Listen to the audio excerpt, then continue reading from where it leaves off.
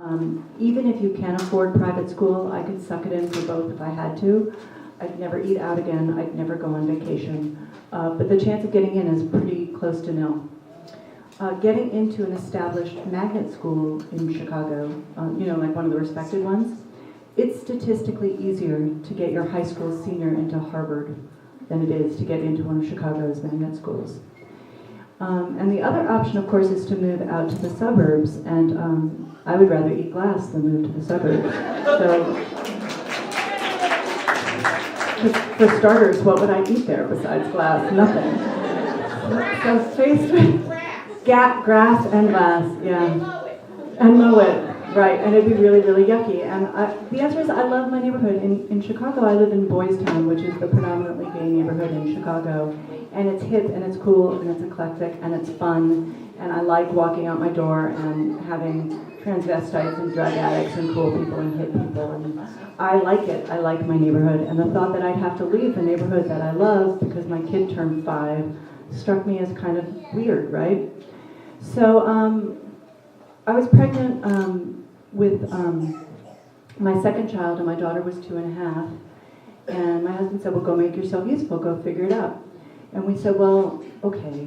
So my girlfriend in the park and I decided to check out Nettlehurst, which was our neighborhood school, and see just how crappy this place was before we panicked or moved out or went down that private public school path. No one I knew had ever been inside.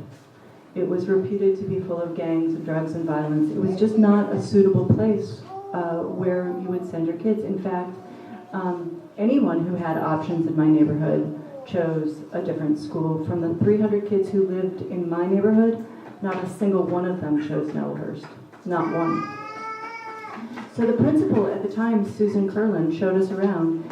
She said, what do I have to do to get your kids to come to school here? And we said, well, that's really interesting. We'll come back tomorrow. We'll let you know.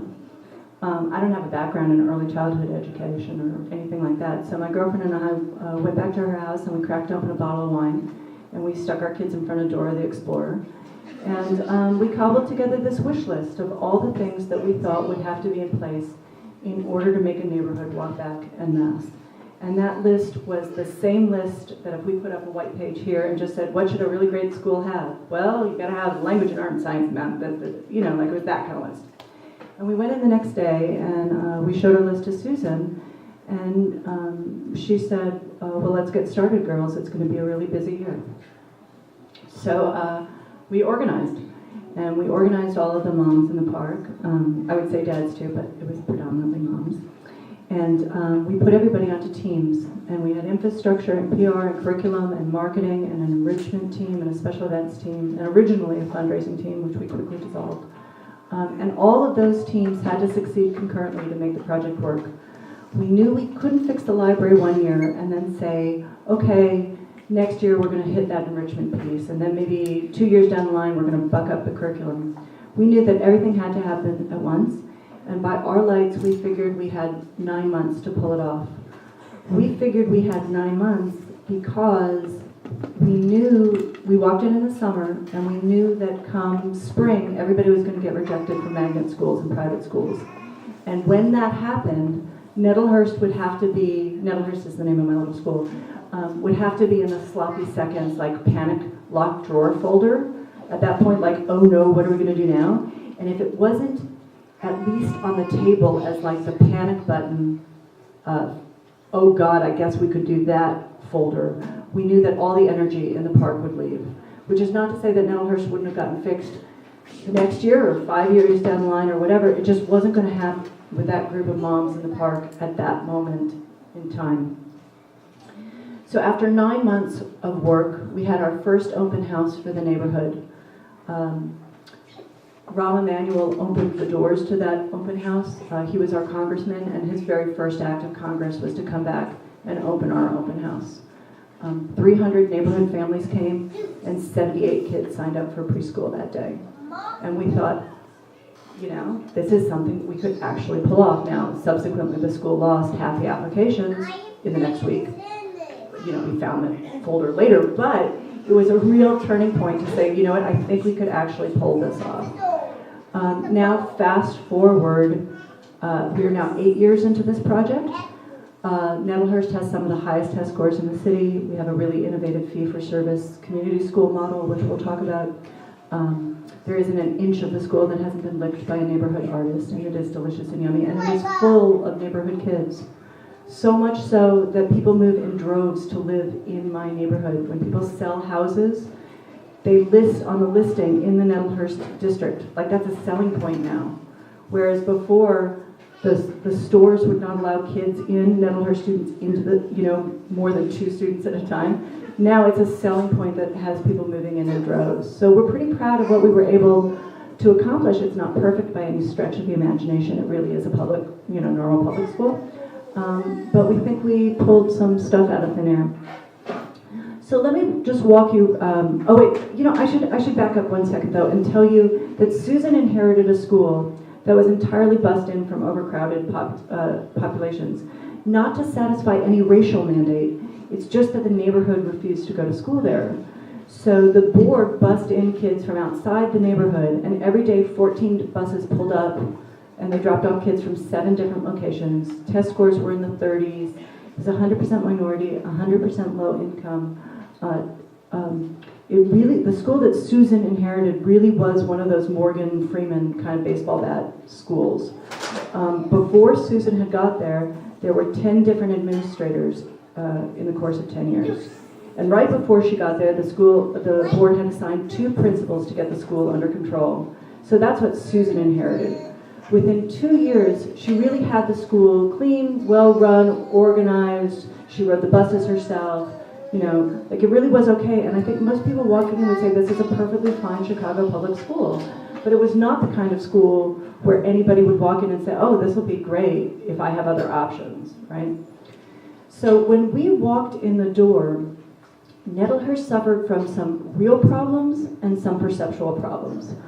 Real problems are actually very, very easy to fix.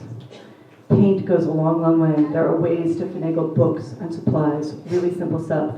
But the perceptual problems, the fact that no one in my neighborhood thought it was a viable option, those took up 70% of our efforts, and by far it was the hardest thing we had to do.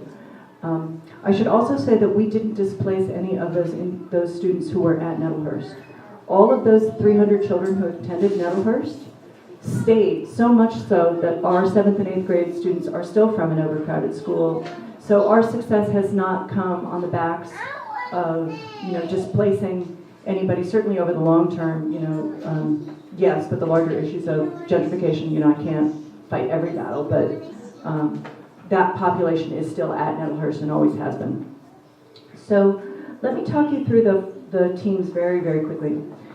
So the infrastructure team had Nettlehurst is a beautiful old turn-of-the-century red brick building. It is, lovely, but it kind of looked like a penitentiary. All of the signs told people to get lost, no ball playing, no loitering. It looked kind of scary, like a halfway house. So the infrastructure team had to drum up some chemistry really, really fast. We had, in the first 2 years of this movement, over $500,000 of goods and services donated to this project. And it was all done by gallon of paint at a time. We asked painters if they could just adopt one classroom, and we would have all of the paint donated, and we would show up with donuts.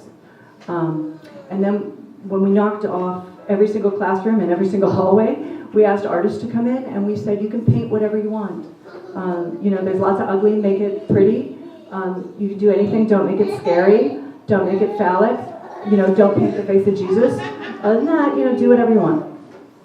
So in very short order, the school became really, really delicious.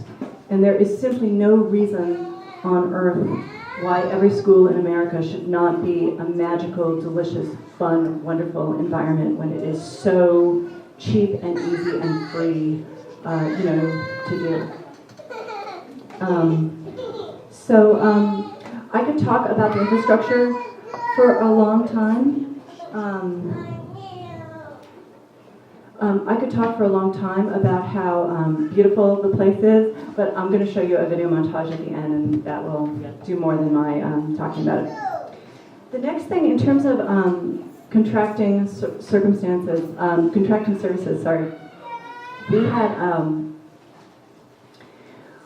how do you take a school and turn it into the heart of the community? You know, that's hard to do. So what we did is we started making friends, lots and lots of friends, really, really quickly. We became friends with the Chamber of Commerce, and now we do all of the events at the school, from Halloween hooplas to community safety days to all of that. That takes place at the school in the front play lot. We also started a farmer's market with Benson on USA.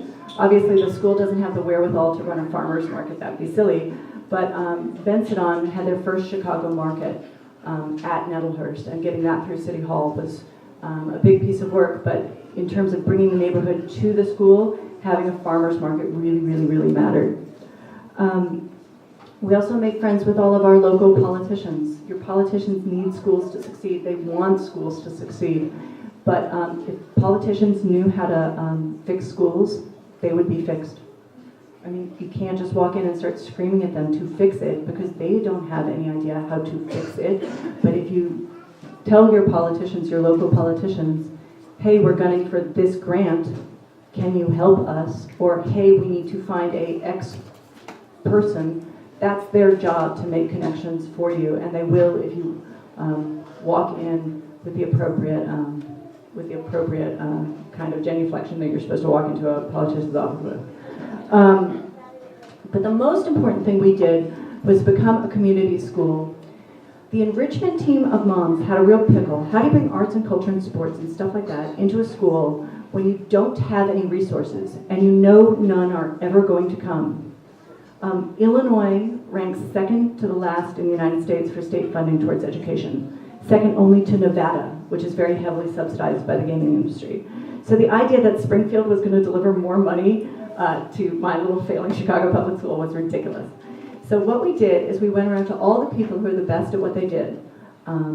Fairy Tale Ballet, Lil Street, HMD Taekwondo, providers where people were normally already going to their HUDs. And we said, look, you can partner with us, charge your normal rates, stay here rent-free, electricity-free, marketing-free, and all we asked in exchange were two things. First of all,